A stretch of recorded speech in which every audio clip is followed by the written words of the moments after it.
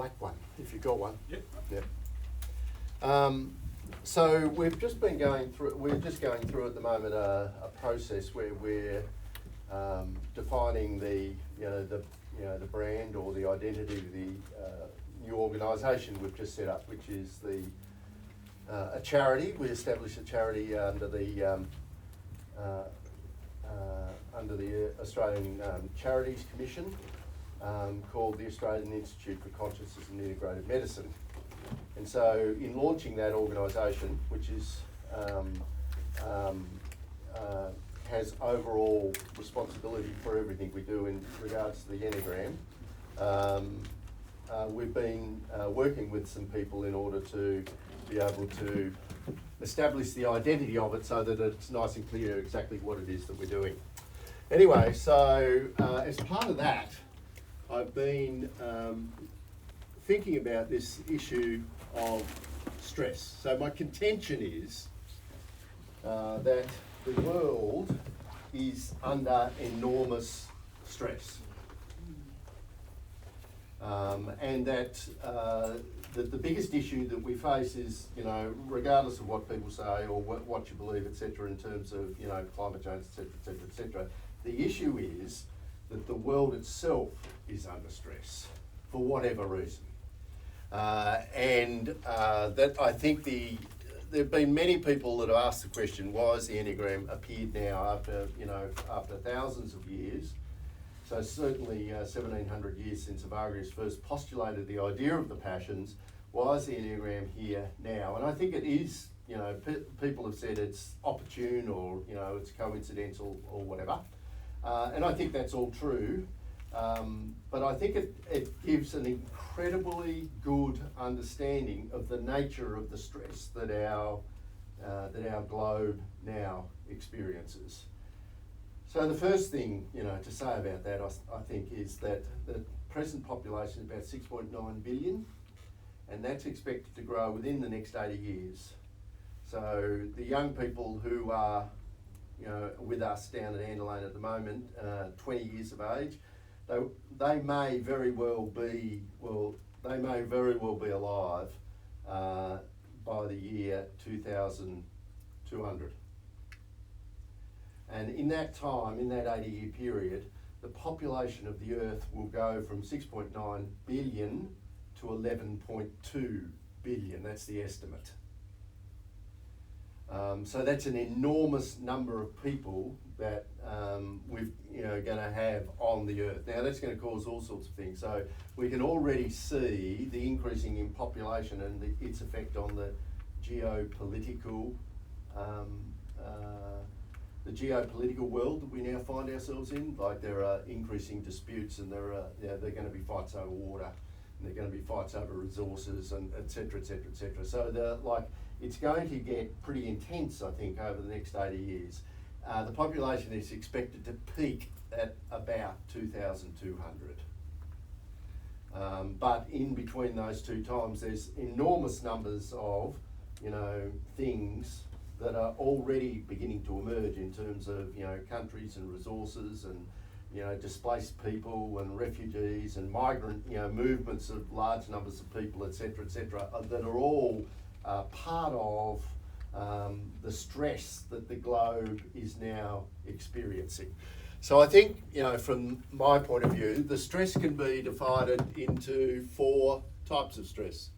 So there's psychological stress,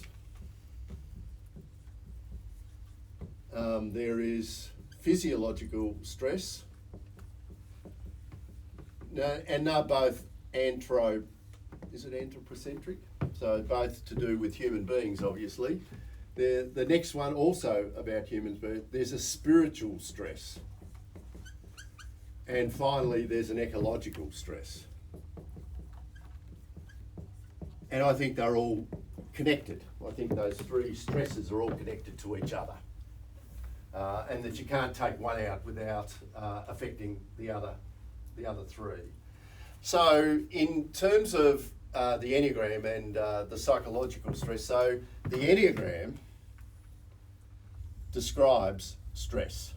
That's what it describes. So you think it's about personality type, but in fact what it is, it's a measure, so a measure of the psychological distress of a person. And how do you use it in order to do that? Well, so the objective of all the work that we're doing is a state called apathia, which is a state of unshakable calm. And so what personality is a state of intense discalm. So intense activity, intense psychological activity. So mental activity, emotional activity, instinctual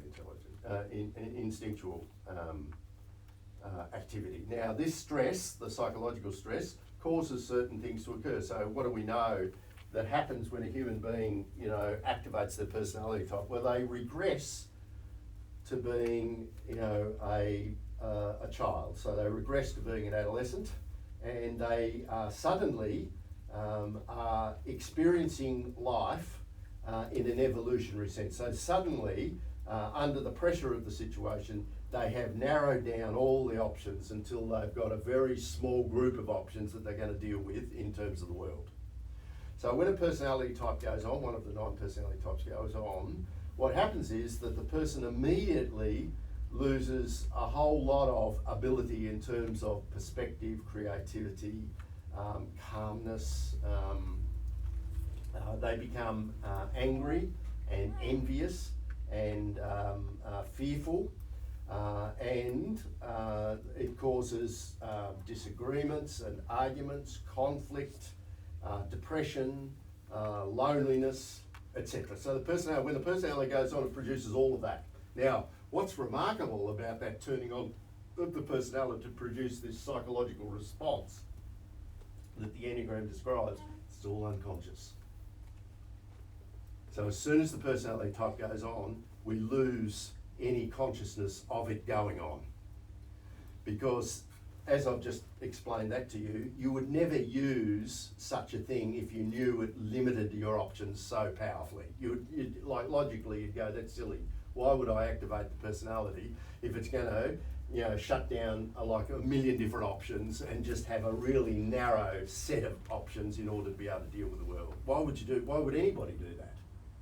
And so the unconsciousness is part of the defensive strategy. So if you don't know it's on, so if you can't be aware, so other people can see it on, but you can't see it on, then it's much more likely that you will, behave, like it allows you to behave in a very narrow way. And so the Enneagram describes those 9 narrow ways. So each of those personality types, the lines between them in particular, represent a narrow set of strategies in which to deal with highly complex situations. The consequence of that, there's a couple of really big consequences. One is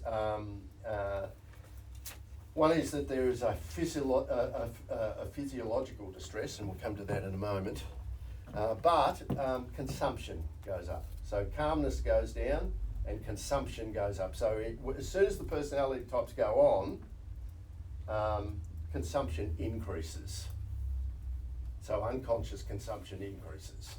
Now, what's interesting about that is I reckon 99% of the world is under the, is in normal circumstances would be influenced by, under the control of their personality, which is what's driving this massive consumption that's going on in the world today. So people, the biggest problem that we have in the world is that consumption is increasing at an exponential rate, and there aren't enough resources on the planet to be able to sustain that level of consumption.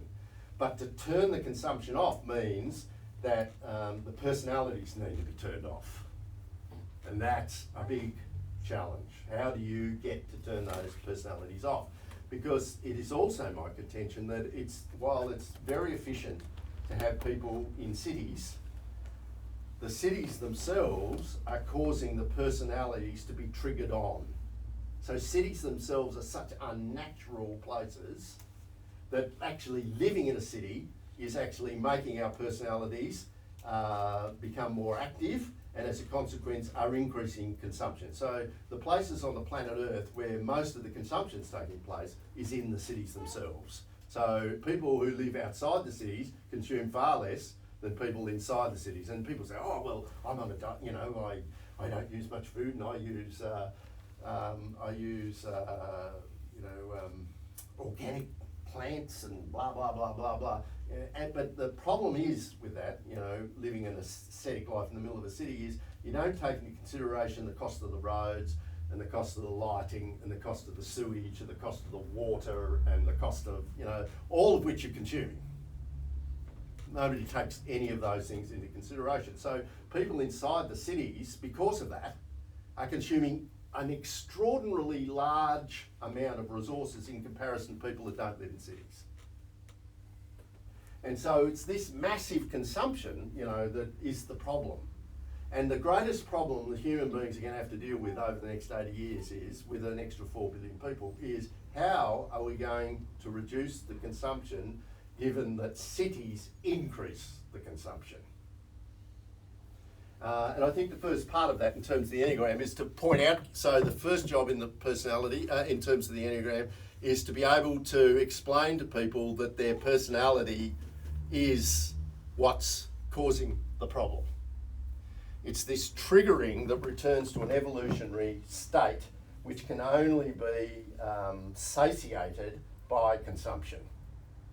So comfort and consumption. So the Enneagram describes the 9 states of consumption, if you like, the 9 states of stress, the 9 states of personality, but essentially describing the same thing. And I think it's, you know, it's the best, well, it's by far the best system for understanding any of that. It's by far the best description of human personality and the changing nature of personality. So the personality isn't a box, but it's actually a line that we move along depending on stress and security. I think it's a brilliant description of that stress, of that narrowing of the focus in order to ensure survival. So that's the first thing. So it produces psychological responses, and the psychological responses being it increases anger and fear, and you know, we just have to look around in our world today, the COVID world, just to see how prevalent. So it was never very obvious before how prevalent fear now is. How if a government wants people to do something, they frighten them. And then they can, you know, move people anywhere they like. They can tell them to do anything you want as long as you can frighten them enough. And the particular group, of course, that they're frightened beyond belief are the people who are 60 and above, who are, you know, who are closer to death. So the further away you are from death, the harder it is to frighten you. And so they have, you know, so they use that. So there's this big blob of people, you know, in 60 and 100, that, you know, big block of voters that they have managed to, you know, to control by making them afraid. So that's fear, but anger and envy and competition and, you know, wanting to have what that person has, etc., they're all things, they're all psychological effects, and they have, you know, they have effects upon relationships. So, you know, they destroy relationships, they increase conflict, they reduce productivity, they eliminate creativity. So these are all psychological events, and the Enneagram describes all of those. The second stress is physiological stress. So this is the physical stress, the medical stress, if you like, on people as a consequence of the personalities operating. So the second thing that the Enneagram describes is what is causing the oxidative stress in your body. What is causing it? So, you know, what's driving the oxidative stress? So if I can use an example. So what causes a 5 to increase their, to trigger their personality and to trigger the oxidative stress in their body? So what is oxidative stress? Oxidative stress is the destruction of your cells caused by stress. Now all people experience whenever they experience stress, but when you're under stress, the rate of oxidative stress increases monumentally. And it has certain, serious implications. The most serious is that it degrades the telomeres on the end of the chromosomes, which scramble the DNA, which causes cancer. So the biggest effect of the stress that we know of is this incredible effect that oxidative stress has upon the genetic makeup of the person. But on top of that, oxidative stress also causes type 2 diabetes, heart disease, obesity, and now increasingly mental illness. So all of those things are being caused because the body itself is actually oxidising, and the person's upset, so it's distressed. So the second of these is the oxidative stress from physiological stress, the oxidative stress, and therefore the integrative medical interventions that are necessary.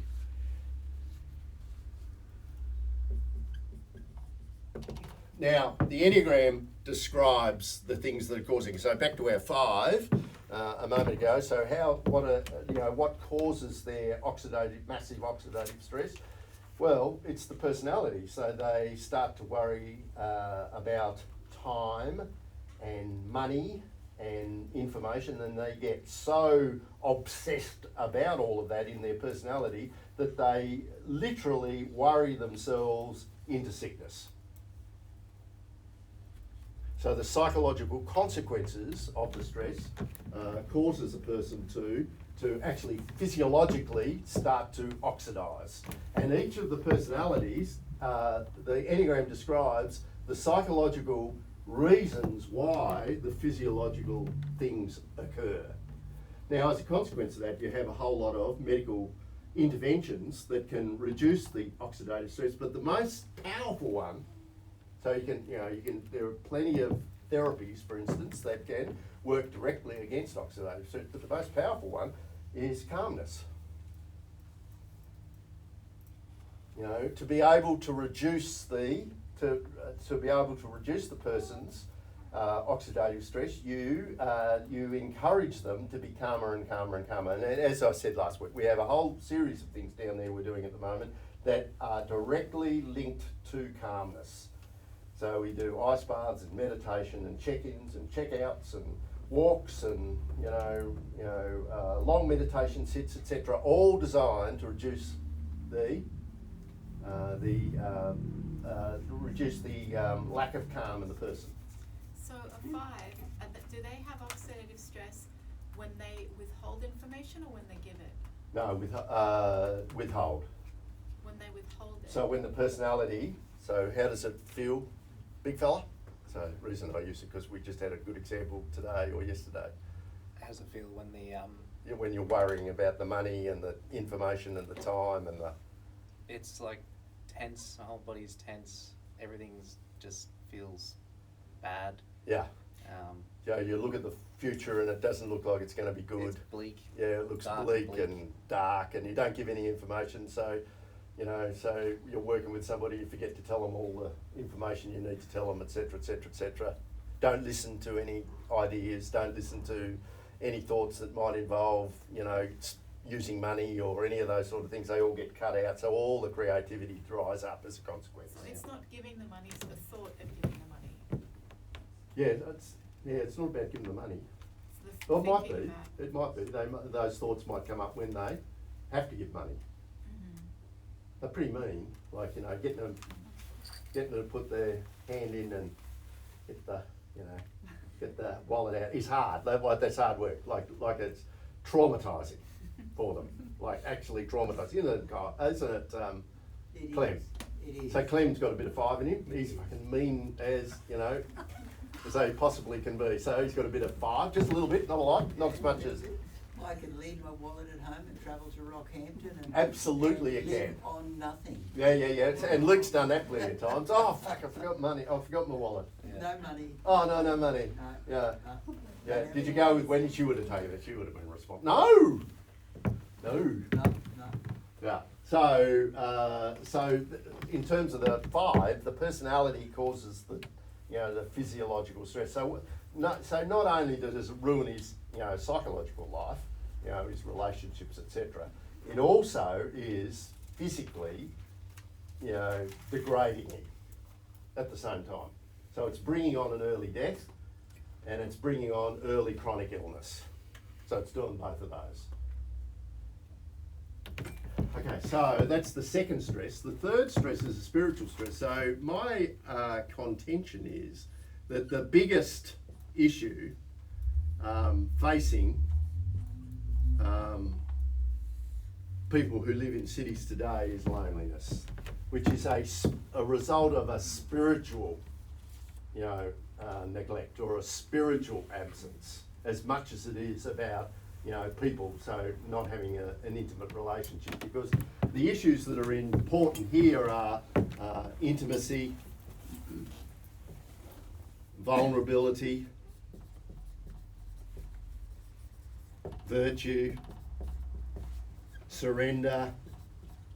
So these are the issues that are important in a spiritual sense, and your ability, so they do cross over obviously in terms of the psychological things, but the 3 big things are faith, hope and surrender. And psychologists don't deal with either of those. Faith, hope and surrender are the 3 great spiritual virtues. And so there's a big stress around the spiritual loneliness. So if, as soon as you say I'm an atheist and, I don't believe in God, you've cut yourself out of, 99.999% of the universe. And you have created the possibility, the very strong possibility, that you are going to have a spiritual crisis. And that spiritual crisis will affect you, but it's going to affect everyone around you at the same time. So without, dealing with the spiritual stress that all this is causing, then you're unable to. So we not only live in an era where the resources are all drying up, but we are living in an era where there are more people who have lost their faith than ever in human history. But not only have they lost their faith, they've lost their hope as well. They look at the next 80 years, any sensible person who's looking at the next 80 years and have no God, have no spirituality, they end up with no hope. It just looks so bleak. And you just got to look at, Greta, what's her name? Thunberg. You just got to see what a lack of faith looks like. Yeah, it's bleak. It's the end of the world. Profess to have no faith. Yeah, the family don't believe. So that's why it's so bleak. She got depression. Yeah. So it's so bleak. Like there's no hope. Unless we do, what amount to magical things. So what is the future? There's a big question everyone's going to have to ask themselves in the next 80 years. What is the fate of human beings? Can human beings deal with the pressure they are going to put on themselves and their planet in the next 80 years? And if they're going to deal with it, they're going to have to deal with the psychological, the physiological, the spiritual, and finally the ecological.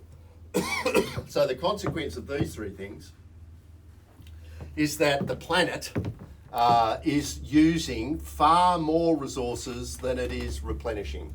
So they have this measure, which I really like, which is there's a day in the year, so you start at the beginning of the year, where the Earth has stopped replenishing the resources. So during the year, a date during the year, and at the beginning of the 20th century, that was say December the 20th. That still had resources left. That's down to June now. So a day in June. So the resources are all used up. So all the resources that we've created are all used up by the middle of June, and we are using resources, we're using up resources that can never be replenished.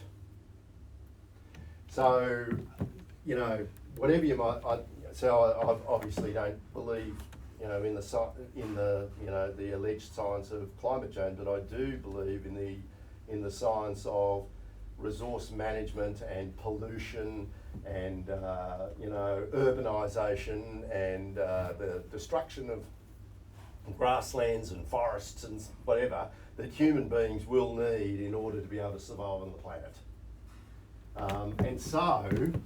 This ecological crisis that's a real crisis. That is going to be an issue. 4 billion more people. You know, where are they going to grow the food? Who's going to grow the food, for instance? Where's the water come from? Like, you know, the Middle East is a powder keg at the moment, but as soon as, Turkey's just, you know, dammed the Euphrates and the Tigris, so they've stopped the water going into Iraq and Iran. You know, like that is just going to cause the biggest problem. The Israelis have now controlled the Jordan River, so all the water that runs through Israel, like nobody else gets that anymore. You know, these are the big issues that are, you know, the Chinese have put a series of dams, which means Vietnam can't get any water. So the Mekong has been dried up, etc., etc. So these are all, water is an issue, but that could be one of 100 different issues. You know, like there are no fish in the South China Sea. You know, like there are no fish on the reefs of Indonesia and Malaysia and etc. They've all gone. They've all been used. They've all disappeared. They don't exist anymore. And now you've got these huge Chinese fishing fleets that are, you know, taking all the fish in the Pacific, and with massive nets, you know, like and on an industrial scale. And they obviously need to feed their people, so that, you know, there's no argument, but there's going to be nothing left. You know, and if you think that doesn't worry you, well, you know, you should think again, because the Chinese, there was a report that came out 2 or 3 days ago where they're sending their fleets to Australian waters. You know, that's going to involve, you know, bad things. Yeah, so the Australians aren't going to do it, but, you know, all the other ones had to give it over. We won't. We'll be sending ships out to intervene and all that, and that, you know, that's going to cause a problem. So that's the ecological problem. So what we're trying, so the Enneagram again can describe that, because it can actually describe the psychological reality of the 6.9 billion people producing this ecological result, because every time the personality goes on, consumption goes up and calmness goes down. So 2 things happen. Consumption goes up and calmness goes down. Oh, and everyone's unconscious, which means that they're always pointing fingers at somebody else for the problem rather than themselves. And so what our institute is going to do, it's going to focus on these 4 areas of stress: the psychological stress, the physiological strength, the spiritual stress, and the ecological stress. So we're going to raise money in order to be able to rehabilitate ecological places, to deal with pollution, I don't know if you know, but everybody in this room has fragments of microplastics in their blood. Everybody in this room. You know, like, and the Pacific Ocean is essentially a great big swill of plastics that are degrading, getting into the water system, getting into plants and animals, and then ending up in our bloodstream, for instance. We have no idea what the impact of that kind of thing is going to be, physiologically or psychologically. So we want to advocate in terms of stress. We want to advocate on these 3 levels. We want to be able to offer integrative medical solutions for, you know, being able to remediate. We can't solve the problem, but we'll be able to remediate it in people who are sick from stress. We'll be able to give them some remediation that isn't being currently given by the, you know, if ever you wanted a parable on Big Pharma, so I've never been a Big Pharma person, you know, I've never really taken much notice or anything, but if you ever want to know who's made an absolute fortune out of COVID, wow, those big, you know, pharmaceutical companies have made we're not talking billions, we're talking about trillions of dollars, made a fortune out of the entire COVID thing. So, you know, so we're going to offer something other than that, so something that is, you know, that is not pharmacologically based, or mostly not. There'll be some of it, obviously. And then there's the psychological, so the importance of teaching people about the existence of personality. So everybody has personality, almost everybody is unconscious of it. So there's a big job to be done just to teach people about unconscious response. Just that job alone. You know, I've been doing it for nearly 30 years now, so day after day after day, talking about personality and the importance of personality, etc. But that will be part of what we're trying to do. That is to teach people, teach teachers, to be able to teach the Enneagram to more and more and more people in order to alert them as to the catastrophe that human personality being triggered within urban spaces is causing our planet. There you go.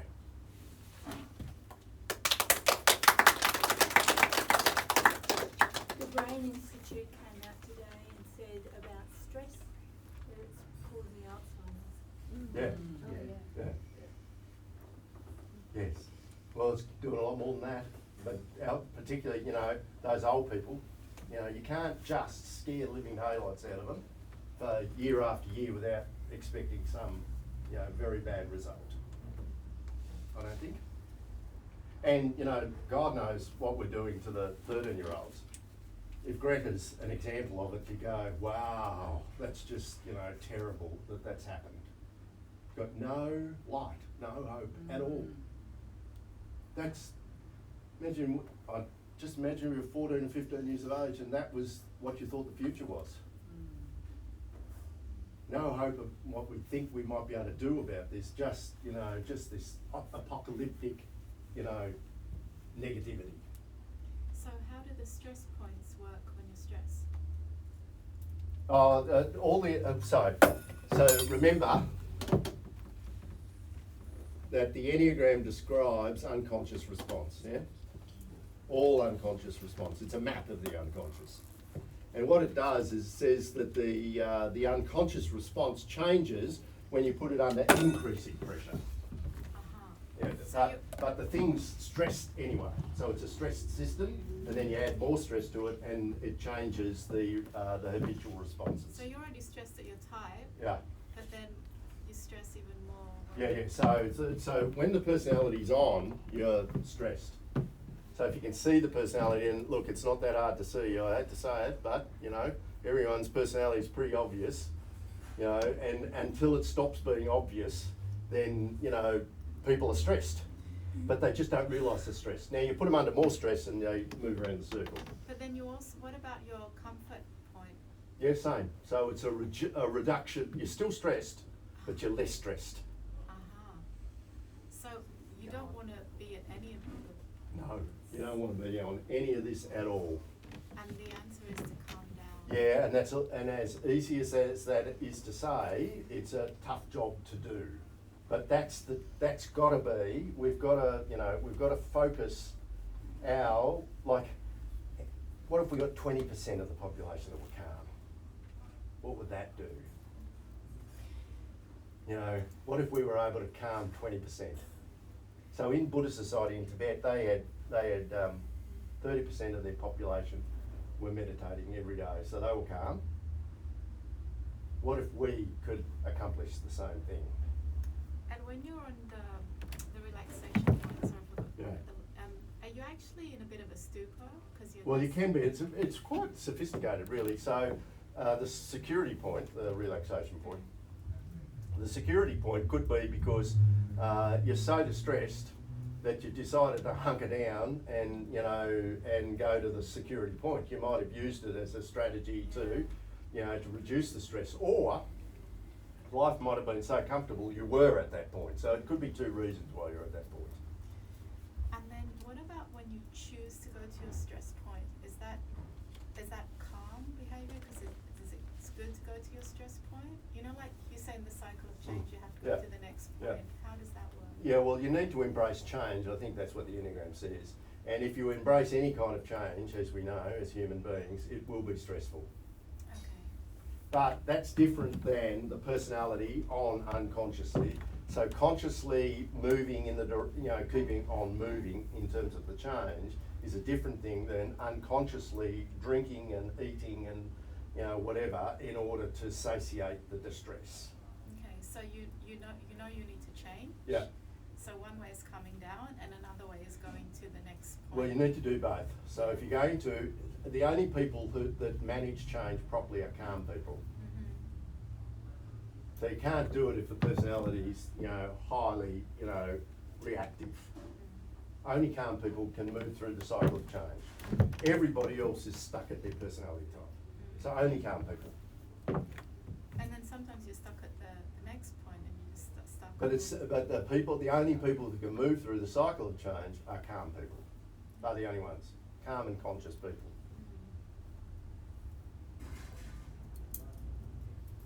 But I think, I don't want to be a Greta Thunberg here. There is hope, but we need to convince people that they're under stress. So the first and biggest problem is all these people living in cities think they're not distressed, particularly rich people. They particularly think that they're not under any stress, But, Hollywood actresses or actors, they're the most where the personalities are, completely obvious. So these are the richest people on the planet, the most privileged people on the planet with the least consciousness and the most consumptive lifestyles. So there is hope, but we've got to convince a whole lot of people that they're distressed, that they're living in cities. So we have to live in cities, the only way to get all the resources to somebody, but we also need to say, you're distressed. Harishi tried to change the world by teaching meditation to millions of people. You, on your spiel, you've taught this to 35,000 people. How many of us are doing it? Yeah, that's all right though. Like you still have to have a crack. Like you can't just, like I don't think I'm going to change the world, but I think, I certainly know that there has been certain individuals in human history, Jesus is one of them, who have transformed the world. The Buddha's another one, transformed the world. So I believe that they are, like it's possible to, I'm not one of them, but I believe that if I can create something over numbers of generations, then we can produce one of those. Little Greta might see the light. Yes, even little Greta might. Well, she might fall in love. That'll be a very disturbing experience, I suspect, for her. Are you saying that if you can if you embrace change, there'll be no stress? No, I'm saying if you're calm, you'll be able to, you will be able to move through the cycle of change, Okay. but it'll still be stressful. But it'll be conscious stress. You'll be deliberately choosing to do it. And you'll be calm. If you're at a partier, change is absolute. So there's no resistance at any point in the change cycle. Okay. So the stress is from the resistance, maybe? Yeah. Resistance to change or to the present? Well, it's the evolutionary defence against change. So in terms of evolution, the biggest thing that evolution is designed to do, our evolution is designed to do, is to protect ourselves from any change. Change is when all the bells go off, when the mind goes off, etc. Because change means danger. And so any change is an evolutionary, is a big evolutionary problem. It's perceived danger though, it's not real danger. No, it's actually danger. So if there's a cyclone coming over your thing, that's real danger. Okay. That's an absolutely real danger. Man with gun, on drugs in front of you, real danger. That's change though, but it's real danger. but walking across the street, real danger. You're safer staying there forever. You can get food and sleep and all that sort of stuff. You could, you know, you might live for a very long time if you just sat there, but you can't. So you have to go out there into the world and you have to move around and you have to accept the change. The calmer you are, the more you're able to accept the change. But you've got to be calm. And how do we measure calm? Well, if the personality is in existence, if you can see the operation of the personality, you're not calm. That's what it measures. It measures unconscious response, unconscious avoidance of change. Change in the universe. So we have nothing in common. I have nothing in common with you people except I hate change the same as you do, unconsciously. Now I know all the sevens go, I love change. Well, they only love change if they're, you know, in charge of the change. But when the change is, you know, happening to them, they're just as, you know, frantic as everybody else. I'm not saying that in you, I'm saying for Wonder Boy over here. Lesson for the day, the two of them.